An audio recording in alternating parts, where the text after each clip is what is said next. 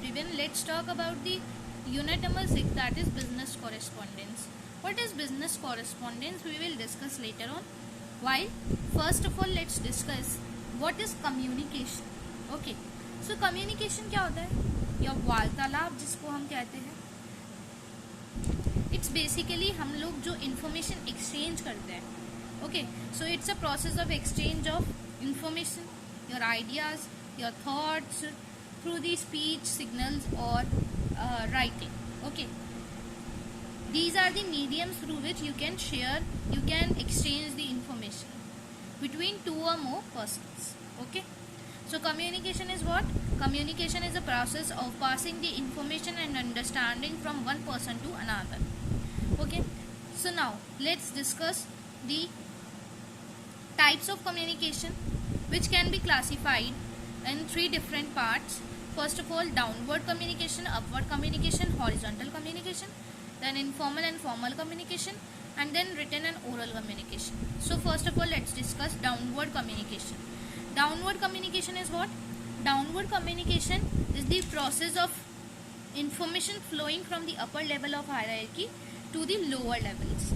Means like the process of information flowing from the upper levels like company leaders, okay, with the lower levels like employees. ठीक है, तो company leaders से employees को अगर information हम दे रहे हैं, यानी मान लो कि कोई मैनेजर है, वो एम्प्लॉयज़ को कुछ बोल रहा है, कुछ ऑर्डर दे रहा है, तो वो चीज़ क्या हो गई, हमारी डाउनवर्ड कम्युनिकेशन हो गई. Then upward communication. Upward communication is the process of flowing information flowing from lower levels of hierarchy to the upper levels in an organization. यानी process of information flowing from the lower levels यानी employees, from employees to upper levels यानी manager. यानी employ अगर कोई request कर रहा है manager से या फिर कुछ बोल रहा है मैनेजर को, तो वो हमारा होता है अपवर्ड कम्युनिकेशन. और अगर एम्प्लॉय से बात करना चाहता हो, मैनेजर से बात करना चाहता हो, तो फिर उसको क्या बोलेंगे, हॉरिजॉन्टल कम्युनिकेशन बोलेंगे. हॉरिजॉन्टल कम्युनिकेशन क्या होता है कि हम सेम लेवल के ऊपर अगर इंफॉर्मेशन को ट्रांसफ़र कर रहे हैं, तो transfer of information between people, divisions और department within the same level of organisational hierarchy.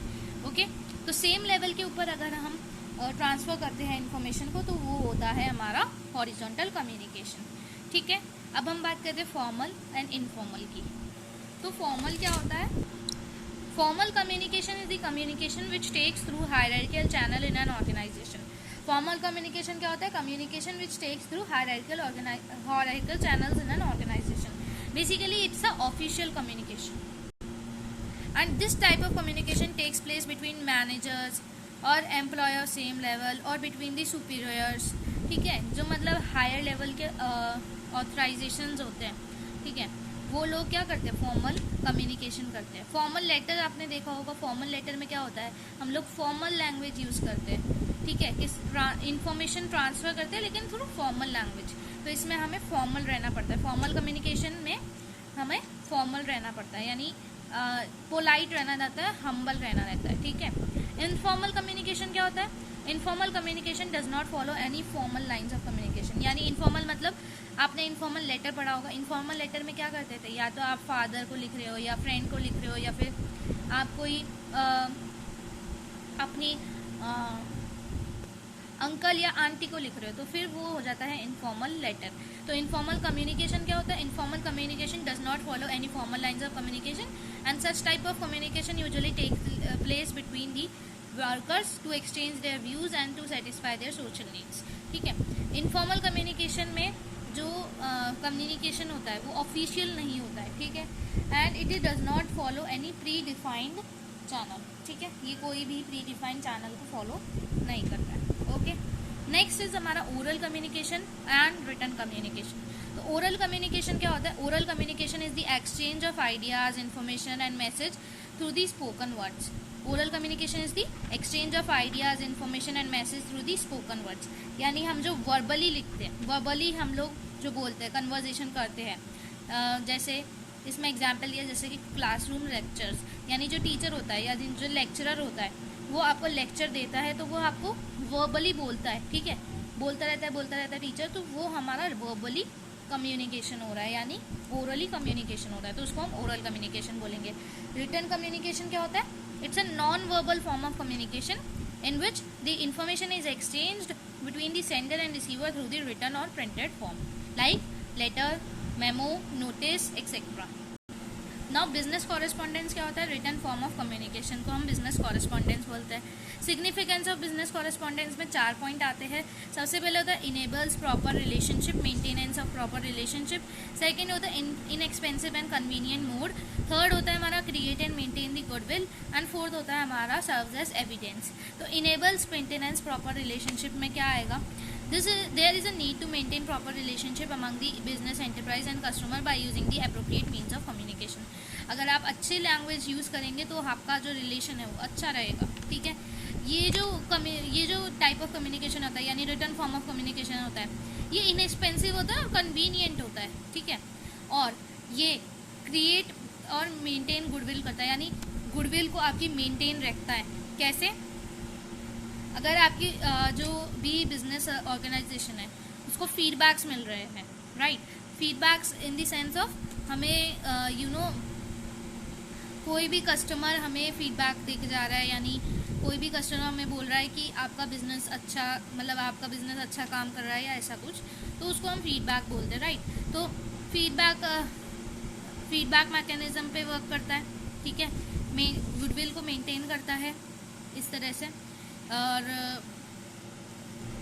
Also send the letters और emails to update the customers about the availability of new products and clearance sale and discounts, ठीक है। तो वो क्या करता है? हमारा को हेल्प करता है अच्छा रिलेशन बनाने में कस्टमर के साथ में, ठीक है, कस्टमर को अच्छे से अच्छी सर्विस प्रोवाइड करने में, जिसके कारण क्या होती है? हमारी गुडविल बढ़ती है, क्योंकि कस्टमर को हमारा बिजनेस पसंद आता है, ठीक है। उसके बाद में आता है सर्व्स एज एविडेंस। एविडेंस मतलब यानी हमें सबूत के तौर पे ये दिखाता है। तो सबूत कैसे?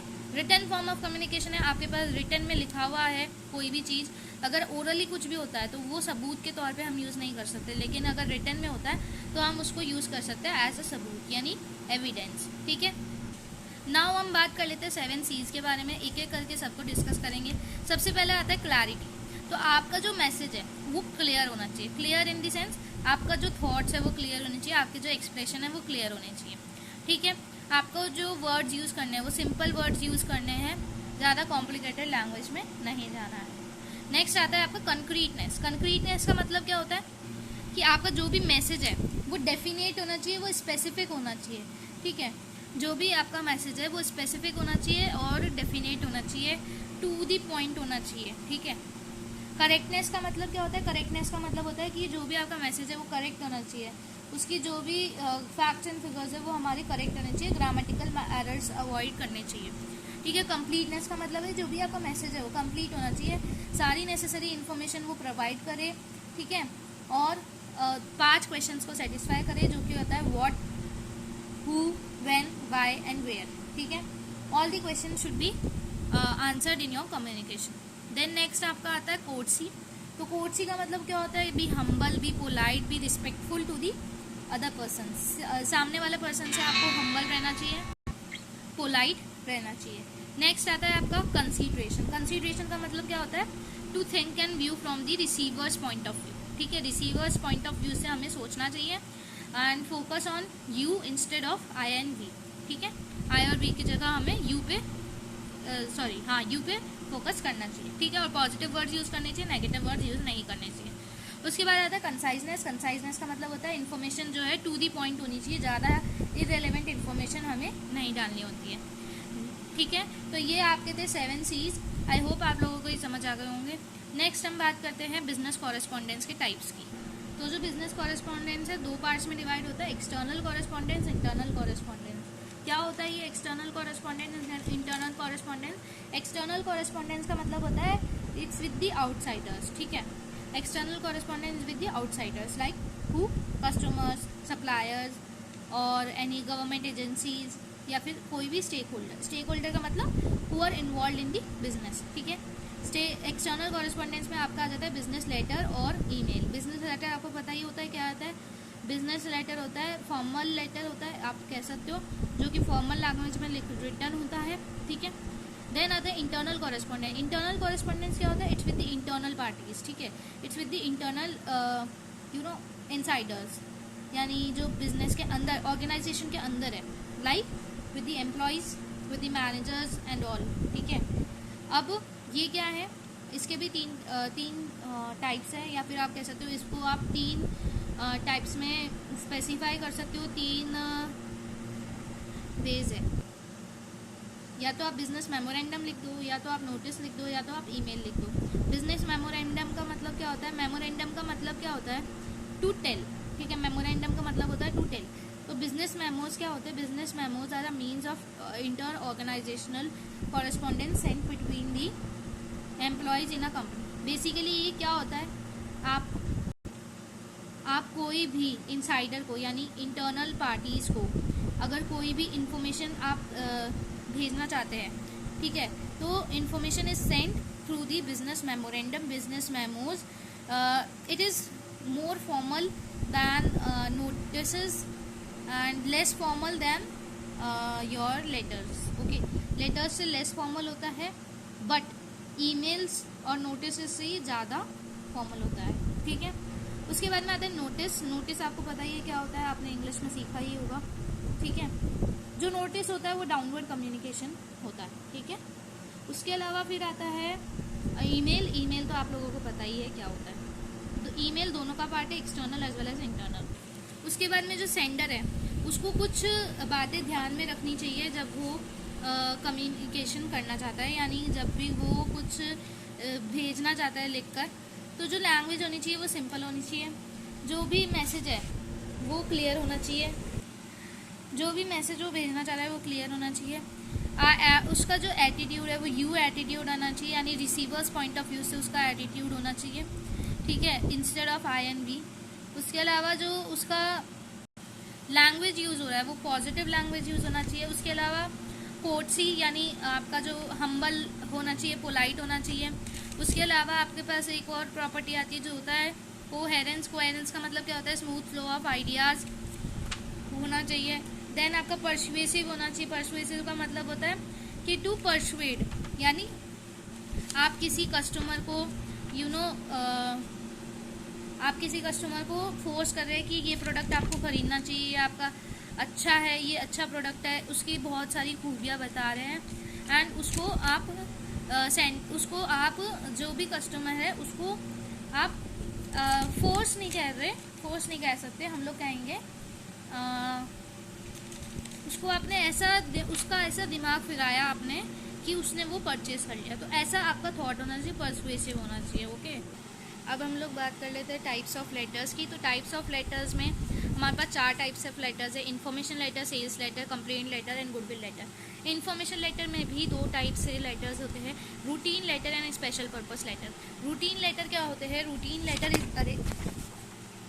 रूटीन लेटर ऐसे लेटर्स होते हैं जिसमें हम इंक्वायरीज या फिर आप बोल रहे ऑर्डर्स अगर आप लिख रहे हैं तो वो सारे रूटीन लेटर होते हैं जो रूटीन बेसिस पे होते हैं। और स्पेशल पर्पस लेटर्स में क्या आता है? सर्कुलर्स आता है, पर्सनल लेटर्स आते हैं, ठीक है। सेल्स लेटर की बात करें तो सेल्स लेटर एक ऐसा लेटर होता है, it is written to advertise the product, to advertise the service to the consumer, so that basically it's meant for the generating the business for the company, okay, business for the company, okay. Next is complaint letter. Complaint letter is written by the customers. कौन लिखता है complaint letter? Customer लिखते हैं। कौन लिखते हैं? कैसे customer लिखते हैं? जो कि सेटिस्फाइड नहीं होते कि जो भी आपने सर्विस प्रोवाइड करी है, यानी they are written by the customers who are not satisfied with the services provided by the shopkeeper और seller, okay. They are generally to bring notice any mistake, okay. Then goodwill letter. Goodwill letter क्या होता है? Goodwill letters are 2 type of letters or they are written. Why they are written? To maintain the proper or healthy relationship या फिर better relation the external users using sympathy letter, using the thanking and feedback, okay. And इसके जो types है वो होते हैं sympathy letters, condolence letters, feedbacks etcetera. तो यहाँ पे हमारा ये चैप्टर ख़त्म होता है। आई होप आपको ये चैप्टर समझ आ गया होगा। समझ आया तो वीडियो को लाइक कर देना, चैनल पर ना सब्सक्राइब कर देना। मिलते हैं जल्दी अगली वीडियो में। Thank you so much for watching.